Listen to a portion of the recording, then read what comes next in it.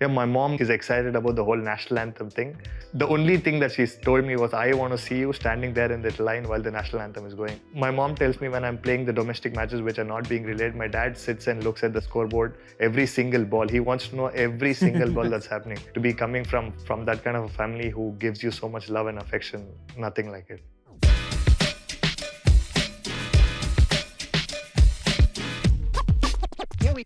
Here we go. Hey Prasidh, how's it going, man? I see the RR admin has been keeping you busy with various tasks. How's the body? How's the mind? All of it feeling before a big phase in your career? Yeah, I think it's all been good. Obviously, like you said, admin kept us quite busy and entertained through the quarantine. And then after that, cricket's been started with RR. It's been very good. Getting to have a lot of fun on and off the field. So good start to my RR life here. I know many years ago you shared an Instagram post. The quote said, "Our phones fall, we panic.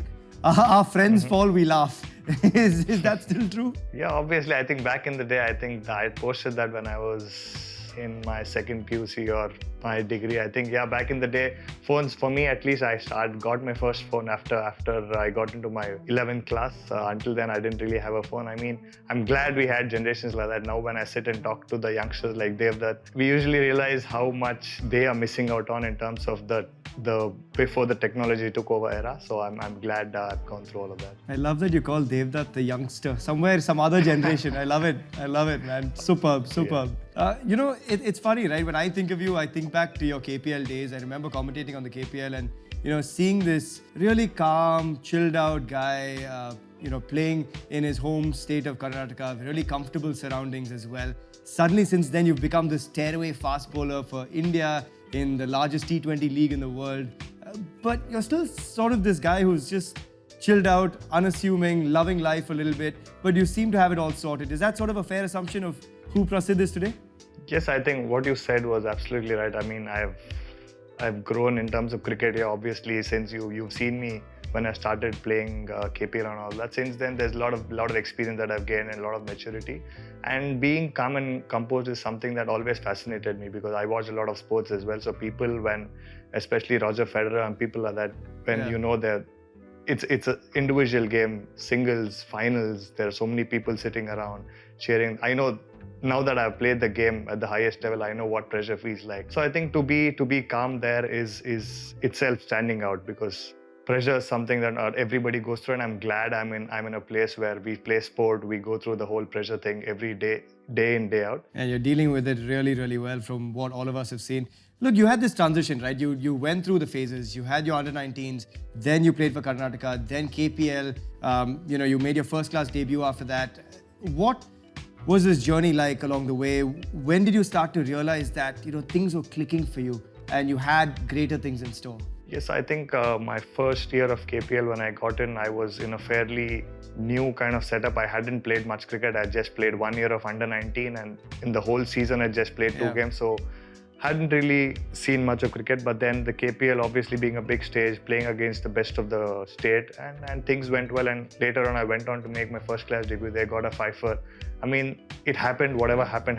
And then that is when I actually realized there's something in me if I start working a little harder, be a little smarter, especially forget the skill part of it, but the mindset part of it. I think I am a very keen observer. I see a lot of people, I observe a lot of things and pick up the things that I like. So I think very small things, I always feel it's the 1%ers that make a champion.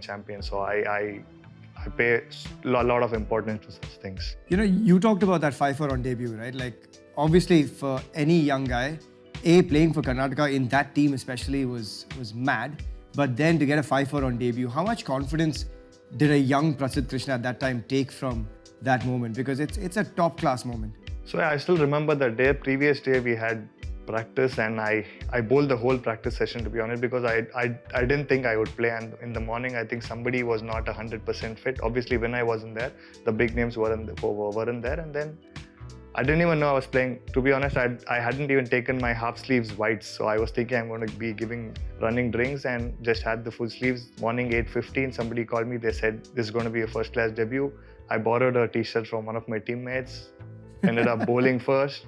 My first ball, I got a wicket, and everything happened. I think before lunch, I had a fifer. That's when I actually realized, the amount of hunger. Obviously, the previous day in the nets, I was bowling the whole day because I wanted to prove something. I wanted to show people that I was good. Yeah. Because I was young, nobody knew me. To be honest, nobody knew. Even today, Karun asked me, where were you when we were playing under 19? Because I came fairly late. I think 17, 18 is when I got into the whole Karnataka circuit. So I think that hunger that I had back in the day, all that I try and do is have the same kind of hunger every time I get into a game or a new team, because I know that's what got me to where I am today. So How do you keep that hunger, man? I mean, does it get harder? Does it get easier as time goes on, as you get more success? depends on how you look at it. Sometimes for me it works the other way around. When I'm playing IPL and when I go back to play my state games, my league games, I am under more pressure because there's a reputation I'm playing for. Prasidh Krishna, IPL player, is the tag that I would have when I go there. And then when I go there and somebody hits me for a boundary, I know the first thing he's going to go and say is, I hit Prasidh for a boundary. He's nothing. It was really easy for me. So I think it worked that way for me, I think, and it's the right way. So obviously it comes down to the way you're thinking about the game. You seem to be someone that just loves to take the opportunity with both hands, right? And maybe, as you said, it's that hunger that you had, because even the way you moved into the biggest T20 league in the world, you were an injury replacement for Kamlesh Nagarkoti, if I'm not wrong. And, that was in 2017. What was that phase like? Because you talked about how, you didn't even realize you were going to make your first class debut. What was this phase like, making that T20 debut with Kolkata? Yeah, very similar. I had been to Kolkata for trials. I think the tournament started 3rd or 4th of April. I was there between 30th and 2nd March. I went back. I still remember we were in my friend's place watching RCB versus KKR. Obviously, I was supporting RCB because I was from Bangalore. I don't remember what happened to the match. The same evening, I went back home. I got a call from Venki Mysore, and he said, please come down. We have an injury. You mostly are the replacement. So there were guests at home. I couldn't tell at home. I had to wait for a couple of hours until they left, and then everything happened. But the great thing was I had a great season before that. We ended up winning Vijay Hazare without the big three that Karnataka always boasts in terms of pace bowling. So I was coming off a very good tournament. And when I went there, when I bowled to the best of the best in the league, it just made me feel that yes, I belong here. I think that was one of the most important things. And then from there, no stopping. And I'm big on being confident and believing in you're the best. When I feel if you don't think you're the best, why would the next thing call you the best? So that kind of attitude also helped me there. What is different about the setup this time, Prasidh? Obviously, you've had a lot of big time experience now. What's different about the setup that you're in at the moment? I think this setup is very easy. The responsibility is given to the players. There are a lot of leaders in the team in terms of not the ones that have actually accomplished at the highest levels, but then on the fringe kind of leaders who have a lot of potential in them. And we all know we have a great side. We have Joss here, who's obviously captain England, who's played the best white ball cricket for quite some time now, and Sangha, Lasith, Malinga. Yeah. All of these guys are legends that we always grew up looking up to. And when RR announced Lasith's going to be here, I think I was the one who was most excited because I wanted to spend some time with one of the legends of the game and learn a lot of the game in terms of experiences and what they've felt at the top of the mark when facing certain pressure situations. So I'm glad all of this is happening, and I'm looking forward to it. First scalp, Rohit Sharma. Just tell us how good that felt, man. Let's just be honest. That must have been a great feeling. Yes, it was obviously wonderful to be getting Rohit Sharma. I think that was a planned wicket. I'd actually thought having mid-off bowling a slower one wide, he might hit it up in the air, and it all worked out. You've talked a couple of times about how you're not a numbers guy, right? You don't look at the numbers, you focus on the process. You've been speaking to a number of people, observing. Who are some of those guys that you speak to? What do you observe specifically from them, do you think? I think my father's been very close friend of mine in terms of discussing all that I feel, and also I've grown up looking up to him because he's also been somebody who's very calm. The way the family runs itself is like that. There's never been very exciting days or very low days. So I think it's been a balance that way. He's somebody, and with cricket, I was glad I had the whole staff at KKR.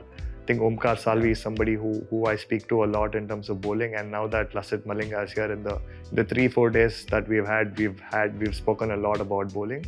And yeah, even in the Indian team, I think Karnataka being such a good team, I really have teammates who will give me real honest opinions about what's happening, what can be done. be it the Karnataka state guys, Karun Devdutt here, or Mayank Kale when I'm with the Indian team, as to what's happening when I'm bowling, what can be better tactically on the ground. So I think there are various people that help me. And You know, when that India call-up did happen, right? It's a dream, obviously, for any youngster, for any person who has held a bat or a ball in our country. It is the biggest dream. How did it happen for you? Did it take you by surprise? Just take us through the process, right? Because I think for a lot of fans listening, for the millions that are tuning in, they would love to know what you actually were up to. How did you even find out that you were being picked to play for India? What was that time like? I think I got a call. There was nobody at home. Me and my sister, WhatsApp, unknown number. And that was Giri sir, the manager. He asked me for the clothing sizes. I didn't even know who he was because obviously I was not part of the team. And then he said, yeah, you will have to travel to Ahmedabad. The team was playing T20s back there and the ODIs were in Pune. I ended up going there. We were quarantining. I think it was the 5th day. I've been waiting every single day for the news to come out. Obviously, we're not allowed to say it out in the public. Yeah. And every single day I'm waiting. I think it was the 3rd day when I texted Giri sir saying, when will the team be announced? He said, I have no idea. To hear that from him, I think it was a surprise. Finally, and the news ended up coming out on the 5th day and I got all the calls. And yeah, it was exciting. And the fact that I knew I was picked and nobody else in the public, in the media knew, actually kept me nervous thinking, why is it taking so long? What's happening? But it was all fun in the end. We had a day of practice and then ended up playing the next day. Are you a good secret keeper, Prasidh? Yes, I think I am. I can keep things to myself. Myself as in people who tell me secrets, we end up discussing between each other. But then I think I am. Should be good there, yeah. What was the reaction like from your family? Because not just for you, right? It's a huge moment for you, proud moment for you. But for your family, I'm sure they've all sacrificed a lot to see where you're at. What was the reaction like from them? Yeah, my mom was very, very excited. She's played a bit of sports as well. She's played volleyball in her university days and all of that. So she's somebody who always is excited about the whole national anthem thing. The only thing that she's told me was, I want to see you standing there in that line while the national anthem is going. I think that is something that excites her. And my dad has my mom tells me when I'm playing the domestic matches which are not being relayed, my dad sits and looks at the scoreboard, every single ball. He wants to know every single ball that's happening.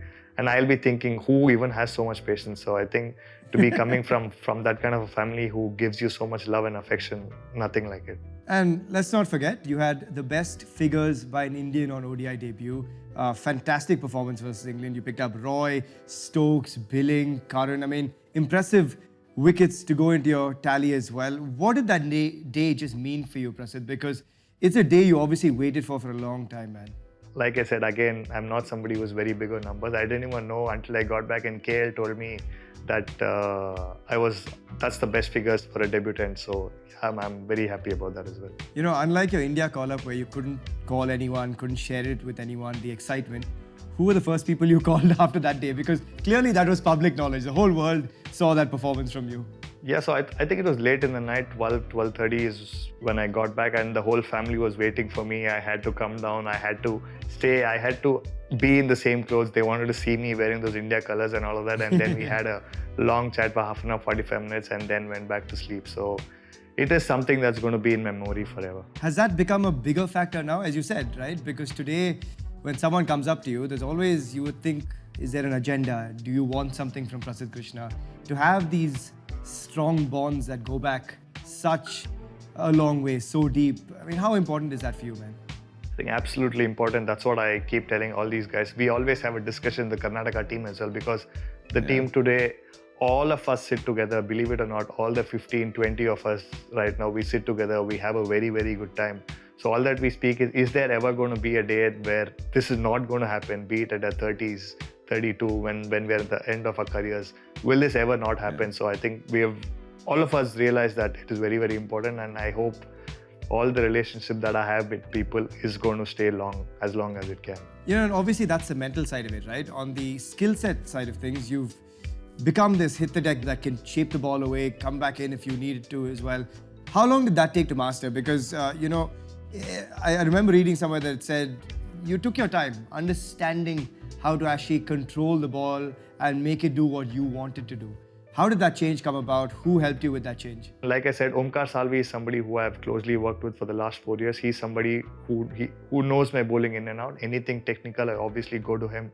And like I said, the people that I've met, even Bumrah, he's big on skill. He says, He's told me that a bowler should be able to do everything. Lassit mentioned the same thing a couple of days back as well. When the team wants you to bowl a particular ball, in the game, you cannot say, I cannot bowl this. You should be prepared enough, or you should have the skill to be doing it. That is what makes you a successful bowler. You know, it's strange, right? Because fundamentally, you're doing the same thing. You're still running out from the same mark. You're pretty much charging in the same way, and you're trying to hit your spots. But it's so different, isn't it? With every format that you're playing, you've got Ranji Trophy cricket, you've got, say, the KPL, you've got the IPL setups as well. How different is that challenge? Just take us through maybe each step of it, right? What changes in your approach, Prasidh, when you're, say, playing the longer format to playing not perhaps the largest or the biggest T20 league, or then playing the KPL, for instance? So if I have to compare formats, personally for me, the room in a Ranji Trophy game, in terms of the line that I bowl, is slightly more compared to when I'm playing T20s. Because for me, lengths are going to still remain the same, but then in Ranji Trophy, I have a lot more room to try and swing the ball because I have 3-4 slips. There's more chance of him edging the ball. The red ball does a lot more. So as the format shortens, I think the whole picture comes closer. One-day cricket is very, very similar. Obviously, you have those extra few overs that you have in your kitty that you still have time to make a comeback. But then when you come to T20s, it is one single line in the same length. The margin is very, very small, and the more you hit the same mark, the better it's going to be. And obviously, the batsman is going to try and do something against you. He is trying to be aggressive. So it is also about outsmarting the batsman here in the T20 format. Playing IPL, the time that you have to make a decision feels very less because of the whole atmosphere that's around you, the crowd, the kind of batsman that you're facing, all these things. So the better players are obviously the ones that make better decisions in very short amount of time. So mentally, I look at it that way. Prasidh, we're here talking about greatness. I know it's a big, big word for a sports person. Every sports person wants to get as close to it as they possibly can. What does greatness mean to you? I know it's a loaded question. Take your time. Greatness is, I think, the ability to be humble and the same person that you are behind closed doors. Within, if you can be the same person outside when you're playing the game, if you can maintain that balance of being calm under situations. Like I said, if you are able to make a decision bowling the last over of an IPL final, the same way as to making a decision when nobody is watching, you have so much time. If you can replicate that in the final ball of the tournament, I think mentally you are in a really great state of greatness, because if you can replicate the whole situation of having a lot of time when there's actually no time, I think you've gone a long way. Prasidh, what would achieving greatness mean to you? I mean, on the cricket field or otherwise, right? I don't just mean your cricketing achievements, but you're someone who seems to have a very holistic view on life. How much would it mean to achieve greatness in your mind? Greatness is very relative. I think for me, to have the same kind of life, to be able to do what I'm doing today on and off the field, to have content, to have when I'm done playing cricket, I should be in a state of, yes, this is what I could do. I've given it my all, and it's all done. I've put it all on the field, and there's nothing that I have remaining within me to give for cricket. So I think if I get to such a place, by the end of my career, I think I would have achieved greatness. No matter what level of cricket I would have ended up playing by then. But then if I have the feeling I've given it my all, I think that is greatness for me. What's the guilty pleasure of Prasidh Krishna when it comes to the food department? Obviously, sweets and ice creams.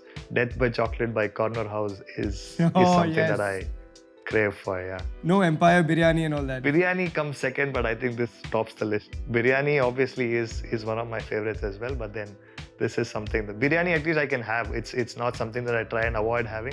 I still have biryanis once in a while, but then sweets is something I try and not have at all, so that's a bigger craving for me. What do you think you need to do to be that the version of yourself that you really, really think you can attain? I think I am the best version of myself that I can be today, but then best is not the end, so I think there is a lot more that I can get better at. Yeah, I'm sure as well. Look, you're now a part of this elusive 10 crore club as well. It's a sign obviously of what you bring to a team in today's day and age when you speak of money and an auction as well. How does a life-changing sum of money like that change your life? What does it do for you, Prasidh? I don't know. It's made absolutely no difference as of now. So even in my mind, even when I got picked for whatever I got picked for, it doesn't make anything because before the auction I knew for a matter of fact the amount of money that you get in IPL does not determine what kind of a player you are at all. So as of now, it's not made any difference. Obviously, it gives you some stability mentally. You don't really think about the other financial side of life, which is obviously great if I have to be neutral and speak about it. But otherwise, it's not made any difference at all to me. That's very, very refreshing to hear, man. That's really, really refreshing. I want to just take you back to your 18-year-old self, right? If you could send an SMS or a message back to your 18-year-old Prasidh Krishna, what advice would you dole out? What words of wisdom would you give that 18-year-old? I think I've had a wonderful teenage. I've done everything possible. I've done the worst of things. I've been the most mischievous guy in the group. I've been the most obedient guy for a teacher. I've done it all. I think that's a tick mark to my teenage. I wouldn't really tell anything to him at all. Prasidh, what does the future look like for you in terms of cricket? Would you prefer a long career with no World Cups, or would you prefer a short one with a World Cup or a World Test Championship to your name? I've already mentioned I won't be playing cricket until 35, so it clearly means I'm here to make an impact. I want to win things. I want to be as effective as possible in the number of games that I play. I don't really want to play for long and be that person who's created a legacy in terms of the number of games that he played, but I want to be cutthroat. I want to be sharp. I want to be effective. That's all. Prasidh, it's been awesome, and I hope you continue to be quick, be short and sharp with your bowling as well as your wit and your answers as well. Enjoy the chat. Absolutely. I think one of the best talks that I've ever had. Thank you so much, Suhail. Have a great day, man. We'll catch up soon. Yes, you too. Bye-bye.